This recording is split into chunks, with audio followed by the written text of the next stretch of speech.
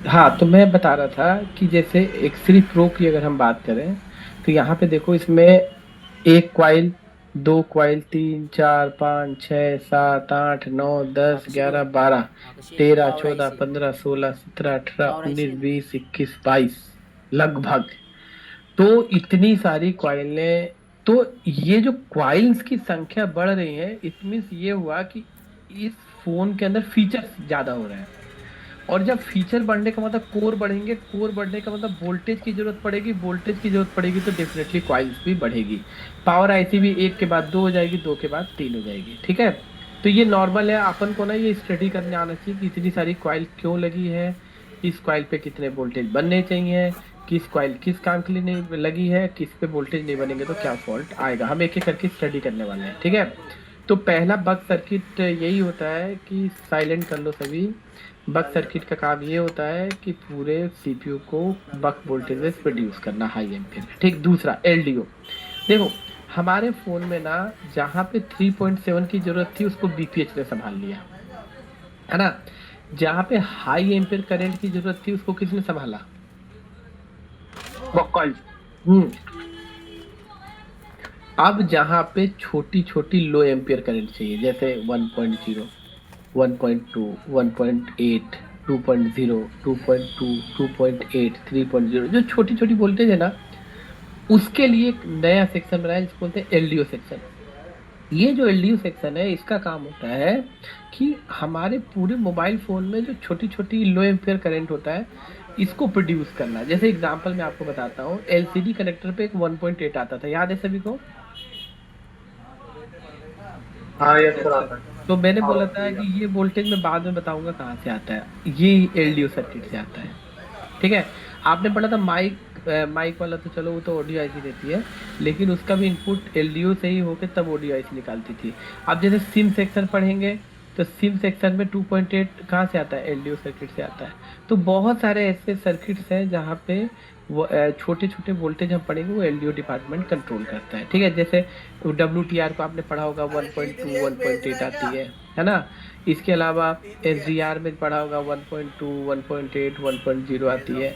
इसके अलावा आपने पढ़ा होगा सीपीयू के बफर जोन की वोल्टेज 1.0, 1.2, 1.8, 3.0 यूएसबी, बहुत सारी एलडीओ वोल्टेज की जरूरत पड़ती है। ये सब एलडीओ डिपार्टमेंट हैंडल करता है, जो पावर आईसी के अंदर होता है। बस एक फर्क इतना है कि बक लाइन के आउटपुट में क्वाइल्स लगी होती है, और एलडीओ लाइन की आउटपुट्स में क्वाइल नहीं लगी होती है, ठीक। अब तीसरा सेक्शन होता है हाउस कीपिंग, एच के यानी होता है हाउस कीपिंग। पावर आईसी के अंदर एक हाउस कीपिंग डिपार्टमेंट होता है, और इसका पता क्या काम होता है?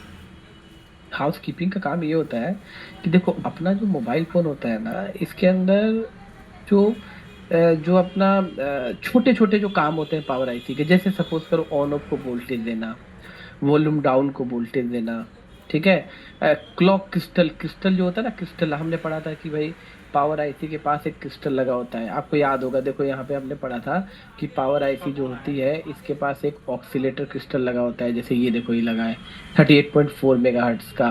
तो ये जो क्लॉक क्रिस्टल बना के फिर से पावर आईसी को देता है, फिर पावर आईसी पूरे फोन में डिस्ट्रीब्यूट करती है। और उस क्लॉक का नाम क्या था, बताया था मैंने? बीबी क्लब। बीबी क्लॉक। तो ये जो डिस्ट्रीब्यूशन होता है, क्रिस्टल का डिस्ट्रीब्यूशन, ऑन ऑफ के वोल्टेजेस, और अभी मैं आपको बताऊंगा एमएसएम रीसेट की पिन होती है, पीएस होल्ड होता है, पावर ऑन रीसेट होता है, बहुत सारे ऐसे सिग्नल्स होते हैं जिसको पूरा हाउस कीपिंग डिपार्टमेंट कंट्रोल करता है। जैसे हम बोलते हैं ना अपने घर में हाउस कीपिंग मतलब का होता है, जो छोटे छोटे साफ सफाई काम होता है वो हाउस कीपिंग के अंदर आता है ना। तो उसी तरीके से पावर आईसी में एक बक सर्किट हो गया, इसने पूरे कॉइल से बनने वाली वोल्टेज को संभाल लिया। एलडीओ वोल्टेज हुआ, छोटे छोटे वोल्टेज को कंट्रोल कर लिया। उसी तरीके से हाउस कीपिंग भी होता है, जो छोटे छोटे डिपार्टमेंट को कंट्रोल करता है, जो अभी हम आगे पढ़ने वाले हैं, ये भी पावर आईसी के अंदर ही होता है। उसके बाद यूआई, यूआई यानी यूजर इंटरफेस। यूजर इंटरफेस यानी हमारे फोन में अभी मैं आपको दिखाऊंगा, जैसे कुछ एमपीपी लाइन होती है, मल्टीपल पैरेलल प्रोसेसिंग की। कुछ ऐसी लाइनें होती है जो सीपीयू से कंट्रोल होती है, सीपीयू को भी जाती है डायरेक्ट पावर आईसी से निकल के, वो उसका यूजर इंटरफेस होता है। और पांचवी लाइन होती है सीडीसी। आपने पढ़ा था कि हमारे मोबाइल, जितने भी छोटे मोबाइल फोन्स होते हैं, उसके अंदर जो पावर आईसी होती है उसके अंदर ऑडियो सर्किट होता है, पढ़ा था कि नहीं परसों? उसी को सीडीसी बोलते हैं। तो पावर आईसी के अंदर भी ऑडियो सर्किट आपको इनबिल्ट मिल सकता है। तो इस तरीके से पावर आईसी में कई सारे पार्ट होते हैं जिसको हम स्टडी करेंगे। ठीक, सर एक बार यूआई वाले को दोबारा बताना कि कौन सा? यूआई यूजर इंटरफेस यूजर का इंटरफेस। काम। हाँ, इसका काम ये होता है ना कि अभी बूट सीक्वेंस में बताऊंगा ना, तो उसपे एक एमपीपी लाइन मिलेगी, मल्टीपल पैरेलल प्रोसेसिंग। उस पे एक 1.2 की सप्लाई बनती है जो आपके सीपीयू को पैरेलली कई सारे डिपार्टमेंट को प्रोसेस करती है। तो ये यूजर इंटरफेस से कनेक्टेड होता है, ये एक डिपार्टमेंट होता है। ठीक है, तो अभी मैं बूट सीक्वेंस दिखाऊंगा तो उसमें दिखाऊंगा एमपीपी लाइन, ये वाला डिपार्टमेंट आएगा। मतलब ये भी एक पार्ट होता है, वोल्टेज का पार्ट होता है। तो यहाँ पे ये जो पावर आईसी होती है इसके अंदर इतने सारे डिपार्टमेंट्स होते हैं। ठीक है, अब क्या होता है कि यहाँ पे आप थोड़ा ध्यान देना कि जब यहाँ पे ऑन ऑफ पे वोल्टेज आती है और जैसे ही आप ऑन ऑफ को दबाते हो या फिर आप जैसी चार्जिंग को लगाते हो, तो सबसे पहले हमारे पावर आईसी के अंदर का बक सर्किट ऑन होता है। देखो यहाँ पे ध्यान से। अब मैं इसके लिए यहाँ पे एक बनाता हूँ आपका सीपीयू। ये अपन एक बना लेते हैं सीपीयू। देखो यहाँ पे ये अपन एक बना लेते हैं सीपीयू। ठीक है, और इस सीपीयू को अपन कलर दे देते हैं ये वाला। ठीक, और यहाँ पे इसको अपन कर देते हैं सीपीयू। और ये जो आप सीपीयू देख रहे हो ना, मैं इसके नीचे बना देता हूँ एक मेमोरी, ईएमएमसी या यूएफएस सब मान लेते हैं।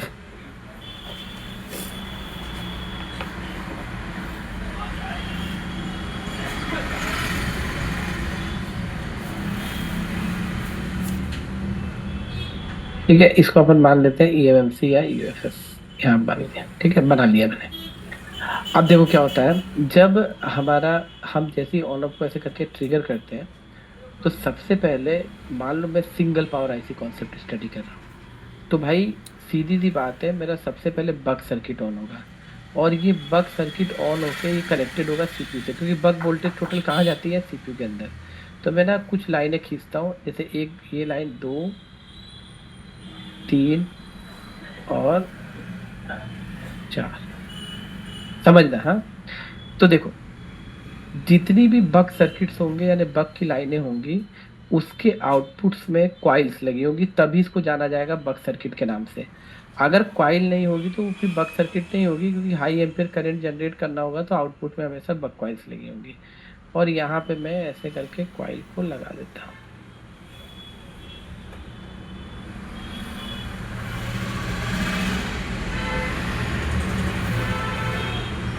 ठीक, देखना ध्यान से।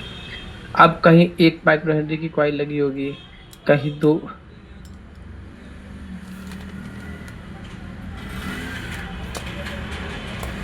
क्या बोल रहे हो विक्की? विक्की, सर जो कॉइलें लगी थी, जो आपने बक कॉइलें बताई, बक कॉइलें सर 5 होती है ना, बेसिक में तो 5 होती है ना? मैंने कोई पावर आईसी का नंबर लिखा है यहाँ पे? नहीं नहीं तो फिर काउंटिंग कहाँ से आ गई? नहीं, मतलब बेसिक में होंगी, जो स्टार्टिंग में होंगी वो तो मैंने 5 होंगी। कहा मैंने कोई आईसी का नंबर लिखा है? नहीं सर फिलहाल ब्लॉक डायग्राम समझा रहे हैं अपने को। तो अपन कॉइल की क्वांटिटी नहीं डिसाइड कर सकते हैं। ठीक है, छोटे फोन देखोगे है। 2 ही बक कॉइल से पूरा सर्किट चलता था। ठीक ठीक। हाँ, ठीक है। देखो यहाँ पे तो मैंने एक एग्जांपल लिया कि 4 मैंने बक कॉइल का सर्किट बनाया आपको। ठीक है, तो बक सर्किट का मतलब समझो। बक सर्किट का मतलब ये होता है कि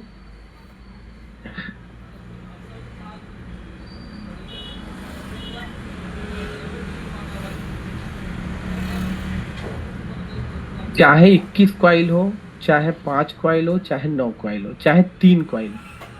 ठीक, इसके अंदर क्या होता है कि जितनी सप्लाई कॉइल से निकल के जाएगी वो सब हाई एम्पियर का करंट होगा। और ये जो करंट होगा इसका जो 0.6 से 1.2 के बीच में होगा। पहली चीज, जितनी सीपीयू की लाइन होगी, सीपीयू को हम 1.2 से ज्यादा नहीं देते हैं। लास्ट वोल्टेज कितनी होती है?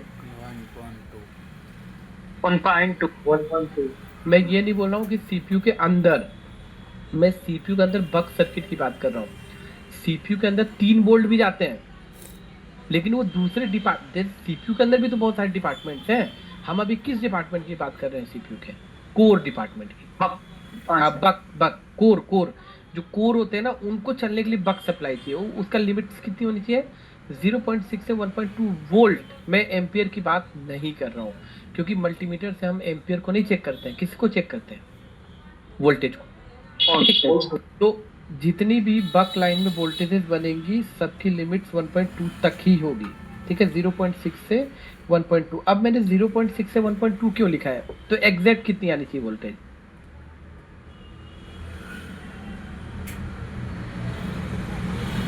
मैंने 0.6 से 1.2 क्यों लिखा है? सर सभी फोनों में थोड़ा अलग अलग होता है ना, इसलिए आपने लिख दिया है। नहीं,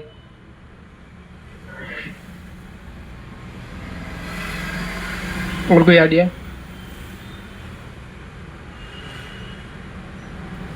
देखो ना देखो, जब सेट आपके पास डेड आता है ना, जब आप लोग डेड सेट को चेक करते हो, तो जब आप वोल्टेज को चेक करने जाओगे ना बक की, तो उस समय सेट डेड होगा, बराबर है कि नहीं? सेट क्या होगा? डेड होगा। तो हमारा जो फोन होता है ना, 3 मोड पे काम करता है। एक स्लीप मोड, एक नॉर्मल मोड, और एक हाई परफॉर्मेंस मोड। मतलब देखो, अगर तुम एक डेड सेट को टेस्ट कर रहे हो बक की लाइन को, तो बताओ इस पे कोई लोड होता है क्या एक डेड फोन में? मान लो बक बन के सीपीयू में जा रही है, सीपीयू तो सोया हुआ है, तो इस लाइनों पे कोई लोड है क्या? नहीं है।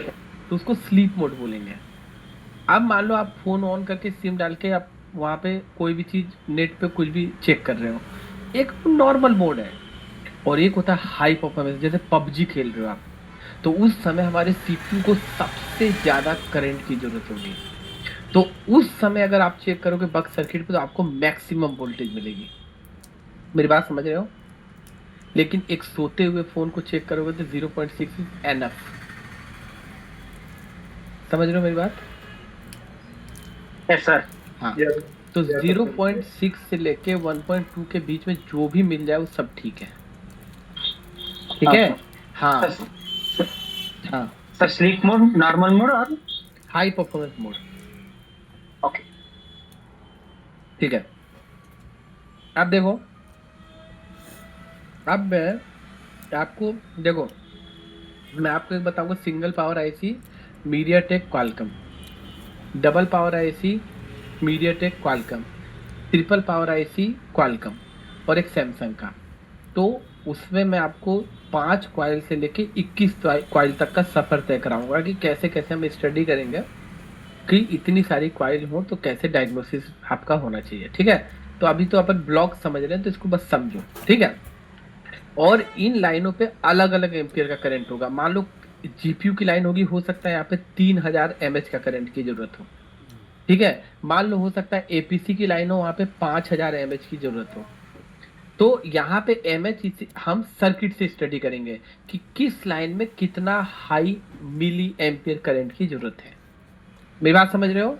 क्योंकि यहाँ पे करंट ही बढ़ाने के लिए कॉइल्स लगाई गई है। क्लियर हुआ सबका? हाँ जी सर क्लियर। तो इसका मतलब ये हुआ कि अगर कोई भी बग में फॉल्ट आता है तो आपका सेट डेड हो सकता है। क्यों? हाँ सर हो सकता है। क्योंकि अपनी ये सीपीयू की मेन लाइन हुई ना, क्या बोलते हो? Yes sir. ठीक है, सही है सर, ठीक है। अब देखो आगे, आज के बाद जितने भी सर्किट स्टडी करोगे, चाहे वो सिंगल पावर आईसी हो, डबल पावर आईसी हो, ट्रिपल पावर आईसी हो, मीडियाटेक हो, एक्साइनोस हो, क्वालकॉम हो, जितनी भी बग कॉइल लगी हो, चाहे वो साला 4 लगी हो, 6 लगी हो, 9 लगी हो, 20 लगी हो, 21 लगी हो, उसमें 2 कॉइल को कभी मत भूलना। कौन कौन सी पता है आपको? एक कॉइल होगी, इसका कलर मैं चेंज कर देता हूँ, ये एक कॉइल होगी, ये, और एक कॉइल होगी ये, ठीक है? ये आपको कभी भूलना नहीं है, ठीक है? इसको हमेशा आपको याद रखना है, ठीक है? ये मैं तो बताऊं, ये मैं समझ में ना ये फोन को पर दिखाओ ना। एक कॉइल से जो वोल्टेज बन के निकलेगी, इसको हम बोलेंगे हाई एलडीओ 2.05 हर फोन में, ठीक है, और एक बनेगी कॉइल से वोल्टेज बोलेंगे इसको LLDO, लो एल 1.3 वोल्ट। सबको समझ में आया? High L yes sir. Yes sir. तो मान लो ये मेरे पास मान लो एक सैमसंग का फोन है, इसमें कितनी कॉइल है? 1 2 3 4 5 6 7 8 9 मान लो। तो तुम कोई कॉइल को पहचानो मत पहचानो वो बात की बात है, लेकिन इसमें तुमको इतना याद होना चाहिए भाई, 2 कॉइल ऐसी होगी जिसपे 2.05 आएंगे, इसको किस नाम से जाना जाएगा? High high LDO. I L D. और एक आएगी 1.3, इसको किस नाम से जाना जाएगा? लो एलडीओ। ये एकदम कंफर्म आएगा, ठीक है। ये देखो बाकी को मत जानो, बाकी को इसको छोड़ के जितनी ये सब सीपीयू के लिए है, लेकिन 2.05 और 1.3 जो होगी वो सीपीयू के लिए नहीं होगी, क्योंकि सीपीयू का मैक्सिमम आउटपुट कितना होता है बक का? 0.6 से 1.2 तक। लेकिन यहाँ पे कितना है? 2 से 5 तो यहाँ पे 1.2 से ज्यादा, 1.2 यानी 1.2 से ज्यादा, ठीक है। तो ये जो दोनों वोल्टेज है कभी भी सीपीयू में नहीं जाएगी, ठीक, लेकिन निकलेगी कॉइल से ही, लेकिन सीपीयू के लिए नहीं जाएगी। और ये कहाँ जाएगी समय आने पे बताऊंगा। पहले अब बक सर्किट आपको समझ में आया कि नहीं आया? Yes sir. आ गया सर। अब मैं आपको ना जब सर्किट पढ़ाऊंगा ना, अभी मतलब जब हम सर्किट पढ़ेंगे तो एक एक लाइन के बारे में बताऊंगा कि कौन से कॉइल पे कितने एम्पियर का कौन सा करंट बनता है, और चेक करके दिखाऊंगा। अभी ब्लॉक बस समझ, ये तो पहला सर्किट था बक,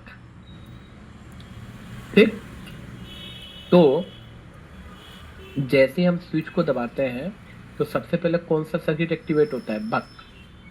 और ये पूरा बक बन के सीपीयू को क्या करता है? कोर को ऑन करता है, और एक हाई एलडीओ बनता है और एक लो एलडीओ बनता है, ठीक है। मैं आपको बताना चाहता हूँ कि ये जितने भी वोल्टेज बनती है ये एक बार नहीं बनती है, ये स्टेप बाय स्टेप बनती है, ठीक है। इसका स्टेप होता है, ऐसा नहीं कि ऐसी स्विच को दबाया एकदम ढाई इधर 6 बन गई, ऐसा नहीं होता है। इधर इसका एक सीक्वेंस होता है, ऐसा नहीं होता कि एक ही बार सब बन गई, ऐसा नहीं होता है। तो इसके बारे में भी हम स्टडी करेंगे, ठीक है। तो पहला अपना बक सर्किट ऑन हो गया। अब जब बक सर्किट ऑन होता है तो दूसरा सर्किट ऑन होता है एलडीओ सर्किट, लो ड्रॉप आउट, ठीक है। अब मैंने भी बताया एलडीओ सर्किट क्या काम करता है? लो एम्पियर को जनरेट करता है। सर थोड़ी दूर की वोल्टेज आ गई है। तो मतलब ये वोल्टेज कहाँ जाती है? तो सीपीयू से कनेक्ट होता है सर। नहीं, ये वोल्टेज मतलब कहाँ से जाती, कहाँ से आती है, कहाँ जाती है, कुछ बताओगे? जैसे सर 1.8 हमारी डिस्प्ले हो जाती है, टच सेक्शन, डिस्प्ले सेक्शन। हाँ, हमारे मोबाइल फोन में जहाँ भी छोटी छोटी वोल्टेजेस की जरूरत होती है वो कौन कंट्रोल करता है सब? एलडीओ। एलडीओ सर्किट, बिल्कुल। तो मैं आपको एक छोटा सा मॉडल पहले दिखाऊं, पहले इस पर समझाने के लिए, फिर हम चीज़ों को समझेंगे। देखो यहाँ पे, ठीक है। तो मैं बस थोड़ा सा एक बार आपको दिखा दूं बस। देखो इसको बोलते हैं एलडीओ सेक्शन। देखो ये एलडीओ पावर आईसी है PM8937, इसको वी रेज की सप्लाई बोलते हैं, वी रेगुलेटेड सप्लाई। आपने देखा होगा यूट्यूब में बहुत सारे लोग बोलते हैं वी रेज ऐसे करके बोलते हैं, वी रेज की सप्लाई है। तो देखो तो सर यही एलडीओ होती है सर? हाँ जी, सर जो वीरेज लिखा है यही एलडीओ होती है सर?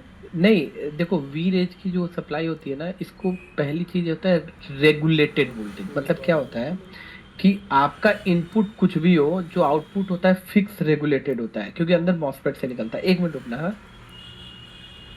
हेलो हेलो, नमस्कार।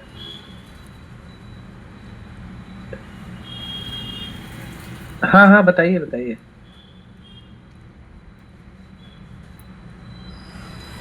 अच्छा अच्छा, कब आना चाहते हो आप? नया ज्वाइनिंग।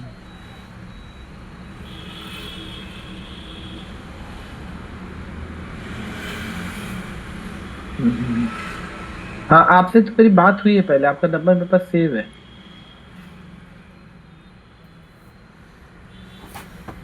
तो एक काम करता हूँ, सुनिए, मैं ना अभी थोड़ा क्लास ले रहा हूँ, ठीक है? मैं क्लास का कॉल बैक करता हूँ आपको मैं। बैटरी को ना 3 वीक बंद हो जाएगा। व्हाट्सएप कॉलिंग हो जाएगी ना? देखो मैं व्हाट्सएप कॉल कर लूंगा, या आप मेरे को 8 बजे के बाद कॉल कर लो। मेरी 8 बजे क्लास शुरू करूँ, कॉल, ठीक है? ठीक है, ओके। नहीं, मैं ऑनलाइन क्लास नहीं ले रहा हूँ इसीलिए, ठीक है? ओके। हाँ देखिए, तो मैं बोल रहा था कि वी रेक का मतलब होता है रेगुलेटेड। मतलब जैसे मान लो आपने इनपुट कुछ भी दिया लेकिन आउटपुट फिक्स निकलती है। रेगुलेटेड मतलब जो आपका आउटपुट है ना, वो जो आपने लोड के हिसाब से एडजस्ट भी हो सकता है और फिक्स आउटपुट निकलता है, उस सबको वी रेक बोलते हैं। अब जैसे देखो यहाँ पे ये आपका बक सर्किट है, देखो यहाँ पे बक्स, अभी मैं इसको स्टडी कराऊंगा कौन कौन सी लाइन है। ये भी वी रेक की सप्लाई है, देखो वी रेक जहाँ पे S1 S2 S3 S4 जहाँ भी लिखा होता है ना डिजायर आउटपुट है, वहाँ पे बक सर्किट होता है, ठीक है? और जहाँ पे L1 L2 L3 लिखा होगा वो कौन सा सर्किट होगा? एलडीओ सर्किट, ठीक है? इस चीज को अपन को समझना है, ठीक है? तो देखो यहाँ पे पावर आईसी के अंदर से बहुत सारी एलडीओ निकलती है। देखो बग तो भाई जितनी कॉइल होगी उतनी निकलेगी, 5 कॉइल है 5 निकलेगी, 9 है 9 निकलेगी, लेकिन एलडीओ भाई बहुत सारी निकलती है। जैसे एग्जांपल देखो यहाँ पे मैं आपको थोड़ा सा समझा दूं। जैसे पहले लिखा है L1 1.0 RFI से, आप सबको पता है WTR को एक 1.0 की सप्लाई मिलती है। फिर दूसरा लिखा है LPDDR यानी रैम को 1.2 मिलती है। VDD मैक्स यानी voltage drain to drain miscellaneous, ये 1.2 CPU के लिए है। तो इस तरीके से बहुत सारी वोल्टेज बन के हमारे पूरे फोन में डिस्ट्रीब्यूट होती है। लेकिन यहाँ पे एक चीज समझना है आपको, ये मान लो अगर 20 एलडीओ वोल्टेज यहाँ पे बन रही है, बाय द वे मान लो एग्जांपल, ठीक है? 25 20 25 जो भी है, तो इस वोल्टेज से ऐसा नहीं कि आपका सेट डेड हो जाएगा। मान लो कि कोई WTR को वोल्टेज जा रही है और वो नहीं बनी, तो क्या फॉल्ट आएगा? ऑब्वियसली नेटवर्क नहीं आएगा। लेकिन अपन कौन सा सेक्शन पढ़ रहे हैं? Dead search. तो अपन अभी उसी वोल्टेज पे फोकस करेंगे जिससे सेट डेड हो सकता है। क्या बोलते हो? Yes sir. सही है। है ना? तो अपन को ये 30 वोल्टेज से मतलब नहीं है, मैं आपको एग्जैक्ट वही वोल्टेज बताऊंगा जिससे आपका सेट डेड हो सकता है, ठीक है? तो this is called LDO supply, वीरेक एलडीओ सप्लाई, ठीक है? तो ये हर सर्किट पे आपको मिलेगा, और जैसे जैसे फीचर्स बढ़ेंगे भाई साहब, एलडीओ वोल्टेज भी अप डाउन होते रहेंगे। क्लियर है? हेलो? Yes sir. ठीक है। यस। तो क्या होता है ना, तो क्या होता है कि हमारा पावर आईसी पहले ऑन हुआ, तो पहले तो बग बना दिया, और भाई बग बनाने के बाद फिर पावर आईसी का दूसरा काम पड़ा एलडीओ का। तो पावर आईसी ने क्या किया, एलडीओ सर्किट को ऑन किया। अब एलडीओ सर्किट कैसे काम करेगा देखिए। अब एलडीओ सर्किट जैसे मैं क्या करता हूँ ना कि अभी मैं यहाँ से 2 वोल्टेज बनाता हूँ। देखो यहाँ पे एलडीओ के मैं यहाँ से एक वोल्टेज बना के और दे देता हूँ आपके ईएमएमसी को, ठीक, यहाँ पे, और एक और वोल्टेज बना देता हूँ और ये भी दे देता हूँ एएमएमसी को यहाँ पे, ठीक।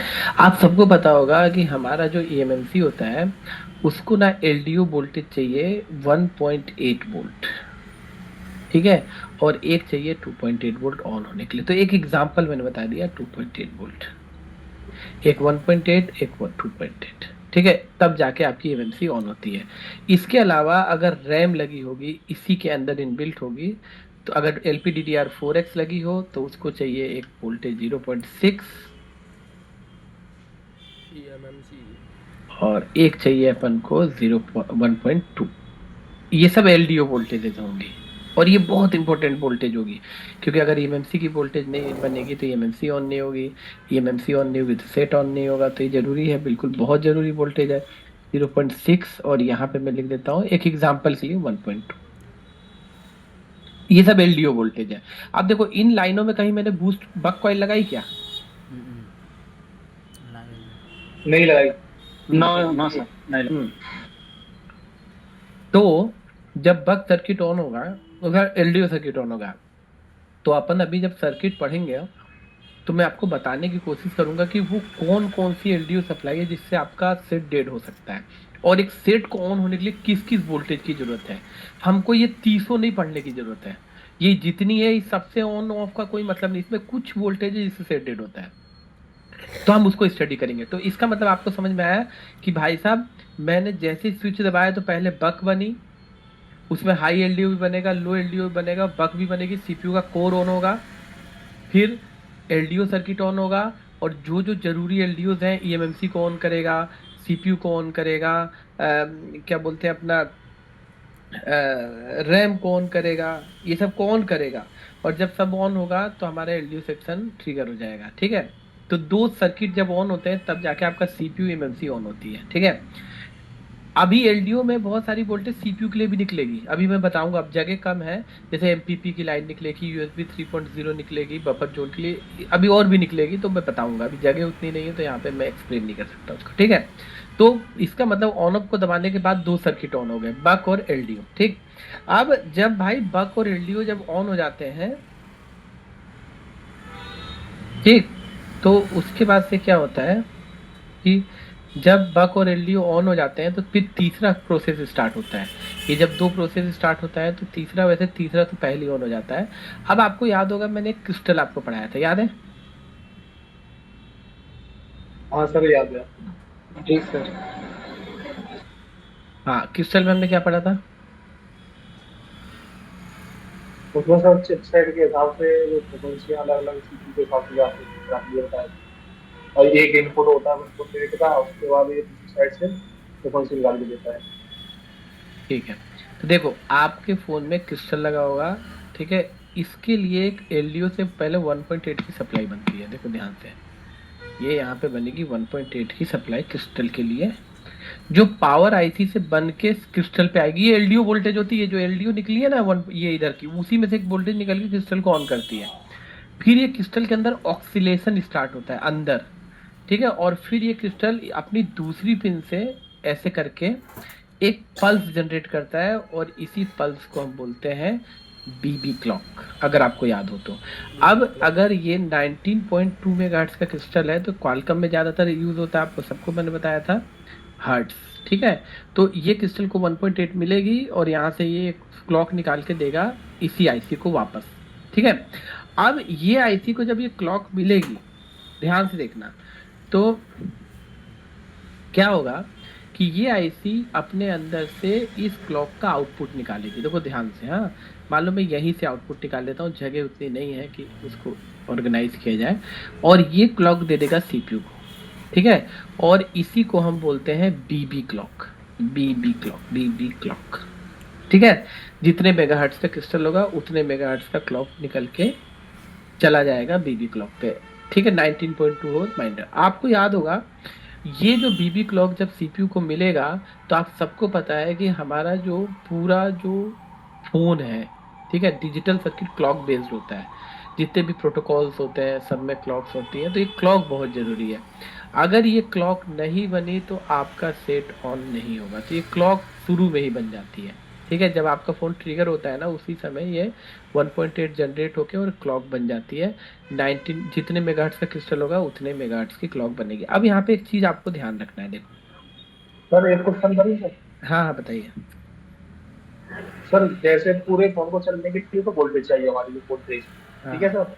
हाँ हाँ, मैं जो सोच पा रहा हूँ सर, जो फ्रिक्वेंसी का जो काम होता है वो डेटा को चलने के लिए फ्रिक्वेंसी चाहिए सर, यही काम होता है?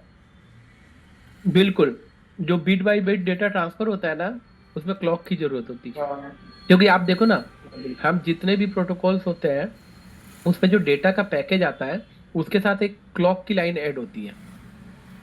आप कोई भी प्रोटोकॉल उठा के देख लो, चाहे I2C उठा के देख लो, या SPI उठा के देख लो, या RFFE उठा के देख लो, या UART कोई भी उठा के देख लो, बिना क्लॉक के कोई भी डिजिटल सर्किट काम नहीं करेगा। और मैं आपको एक चीज़ सबको बता दूं कि जैसे ही अपना सेट ऑन होता है ना, तो सबसे पहले SPMI रीसेट होता है पावर आईसी के अंदर। मैं अभी बूट सीक्वेंस दिखाता हूँ, मतलब ये क्लॉक शुरू में ही बन जाती है। और आप कभी प्रैक्टिकल करके देख लेना, अगर आप क्लॉक क्रिस्टल को निकाल दो तो आपका फ़ोन लो बूटिंग पे चला जाता है। आप जब ऐसे करके फ़ोन ट्रिगर करोगे ना, थोड़ा सा कांटा उठेगा फिर बैक हो जाएगा, मतलब पूरा फ़ोन शट डाउन हो जाता है बिना क्लॉक के। क्योंकि देखो सीधा सा सिंपल सा कॉन्सेप्ट है, अभी आप स्टडी करोगे। जो हमारी पावर आईसी होती है ना, एसपीएमआई प्रोटोकॉल पे काम करती है। अगर उस एसपीएमआई प्रोटोकॉल में दो लाइन होती है, एक एसपीएमआई डाटा, एसपीएमआई क्लॉक। तो एक बात बताओ, पावर आईसी को भी तो ट्रिगर होने के लिए एसपीएमआई की जरूरत है। तो उसमें जो क्लॉक है वो तो तब बनेगी जब आपका क्रिस्टल ऑन होगा, तभी तो ये बक वक्त पूरा प्रोसेस होगा, हाँ यार, है कि नहीं। तो अभी मैं आपको ना बूट सीक्वेंस बताऊंगा, तो उसमें ये कॉन्सेप्ट क्लियर होगा कि ये सर्किट कब ऑन होता है। मैंने बताया ना, ये सब एक सीक्वेंस में ऑन होता है। ऐसा नहीं कि जैसे अब आप लोग सोच रहे होंगे कि इस स्विच को दबाने के बाद मैंने कहा पहले बक बनेगा, फिर एलडीओ बनेगा, फिर क्लॉक। नहीं, ऐसा नहीं है। मैं अभी आपको दिखाऊंगा कि पहले क्या बनेगा, फिर दूसरा क्या बनेगा। पहला नहीं बना तो नीचे के सब नहीं बनेंगे। इसका सीक्वेंस अभी पढ़ेंगे अपन, ठीक है। तो हाँ, आपने सही कहा कि जितना भी डाटा प्रोसेस होता है उसके लिए क्लॉक की जरूरत होती है, बिल्कुल एकदम। जैसे पावर सेक्टर, अगर हर आईसी को पावर चाहिए तब वो काम करेगा, उसी के लिए हर डिजिटल सर्किट। एक चीज यहाँ पे ये भी समझना है, डिजिटल सर्किट, क्योंकि देखना आप किसी भी एनालॉग आईसी में देखोगे क्लॉक नहीं आती, तो बिना क्लॉक के काम करती है। लेकिन जितने भी डिजिटल सर्किट होते हैं उसमें डेटा पैकेज को प्रोसेस कराने के लिए क्लॉक चाहिए। तो यहाँ पे 19.2 मेगाहर्ट्ज की बीबी क्लॉक बनती है, और यहीं से एक और क्लॉक बनेगी पावर आईसी से, देखो, और उसको बोलेंगे स्लीप क्लॉक। लेकिन इस क्लॉक से आपका सेट डेड नहीं होगा, ठीक है। लेकिन ये एक बूट सीक्वेंस का पार्ट है और बनना जरूरी है, ठीक है। एक बनेगा स्लीप क्लॉक, आपको याद होगा मैंने बताया था। हाँ सर, बताया था आरटीसी लोकेशन होता है। रियल हाँ, टाइम एक एक स्लीप क्लॉक हमने पढ़ा था ना, आरटीसी क्रिस्टल वाला। तो एक बनेगा बीबी क्लॉक और दूसरा बनेगा स्लीप क्लॉक, ठीक है। 32.768 किलोहर्ट्ज का ये दोनों क्लॉक मिलेंगे सीपीयू को। अब यहाँ एक चीज आपको मैं बता दूं, ये जो मैंने क्रिस्टल बनाया ना, देखो यहाँ पे ध्यान से, यहाँ पे जो मैंने क्रिस्टल बनाया, यहाँ से आउटपुट निकला और फिर इसी में चला गया आईसी के अंदर, फिर आईसी के अंदर से घूम के यहाँ से निकला और सीपीयू को मिल गया। लेकिन ऐसा नहीं है, आजकल के जितने भी फोन आ रहे हैं उसमें ऐसा नहीं है। आजकल इसमें बहुत सारी क्लॉक आईसी लग गई हैं, या सीधे सीपीयू को जा रहा है। तो ये हम अलग अलग, जब मैं सैमसंग का बताऊंगा ना तो सैमसंग के बारे में बताऊंगा, जब क्वालकॉम बताऊंगा तो क्वालकॉम या मीडियाटेक के बारे में, तो वहां पे क्लियर होगा। अभी आप इतना समझो, सीपीयू को क्लॉक मिलना जरूरी है, दैट्स ऑल, ठीक है। अब ये जब यहाँ पे क्लॉक मिल जाएगी सीपीयू को, तो यहाँ पे क्या क्या रिक्वायरमेंट पूरी होगी, पहले बक मिला, फिर एलडीओ मिला, और फिर यहाँ पे बीबी क्लॉक और सीपीयू को स्लीप क्लॉक मिलेगा। तो आपका सीपीयू ट्रिगर होगा। सेट ऑन नहीं हुआ है, सिर्फ सीपीयू ऑन हुआ है, ठीक है। जो उसकी रिक्वायरमेंट थी वो फुलफिल हो गई है, ठीक है। आपका जैसे सीपीयू ऑन होगा, मतलब ट्रिगर होगा, तो सीपीयू ऑन होने के बाद हमारी जो पावर आईसी होती है ना, उससे एक सिग्नल निकलेगा। जब ये पूरी वोल्टेजेस बन जाएंगी तो पावर आईसी से एक सिग्नल निकलेगा, और उसका नाम होगा, मैं थोड़ा कलर चेंज यहाँ पे यहीं पे बना देता हूँ। पावर आईसी से एक सिग्नल निकलता है, और इस सिग्नल को हम चेक जरूर करेंगे ताकि आपको पता चले। यहाँ से मैं एक सिग्नल बना रहा हूँ, और इसका सिग्नल का नाम होगा पावर ऑन रीसेट, PONRST बोलते हैं इसको, पावर ऑन रीसेट। यहाँ पे आपको मिल जाएगा 1.8, ठीक है। 1.8 का मतलब होता है कि क्या होता है कि जब पूरी बक बन जाती है, पूरी एलडीओ बन जाती है, क्लॉक्स बन जाती है, तो हमारी पावर आईसी एक 1.8 का सिग्नल निकालती है। पावर ऑन को रीसेट करने के लिए सीपीयू को एक रीसेट सिग्नल देती है। जब सीपीयू को ये रीसेट सिग्नल मिलता है, तब जाके सीपीयू अपने अंदर से एक सिग्नल बनाता है, और वो सिग्नल बना के यहाँ से, और ये देता है आपके पीएम को, ठीक है। और इस पीएम को हम बोलते हैं पीएस होल्ड, इस लाइन को हम बोलते हैं पीएस होल्ड, ठीक है। ये होता है 1.8। अब इसका मतलब समझो पहले। जैसे मान लो आपने ऑन ऑफ को दबाया, ठीक, ऑन ऑफ को दबाने के बाद बक बनी, एलडीओ बनी, क्लॉक बने, सीपीयू ऑन हो गया। फिर पावर आईसी एक सिग्नल आउट करता है पावर ऑन रीसेट का, ये वाला, तो पूरी वोल्टेज रीसेट होती है, सीपीयू तक पहुंचती है, ये सिग्नल सीपीयू को जाता है। फिर सीपीयू आखिरी में अपने अंदर से एक 1.8 वोल्ट की सप्लाई निकालता है, इसको बोलते हैं पीएस होल्ड, और अगर सीपीयू ये 1.8 वोल्ट की सप्लाई पीएसओ निकाल के अगर पावर को देता है तो इसका अर्थ ये होता है, इसका अर्थ ये होता है कि आपके सीपीयू को मिलने वाली सारी इनपुट्स ओके हैं।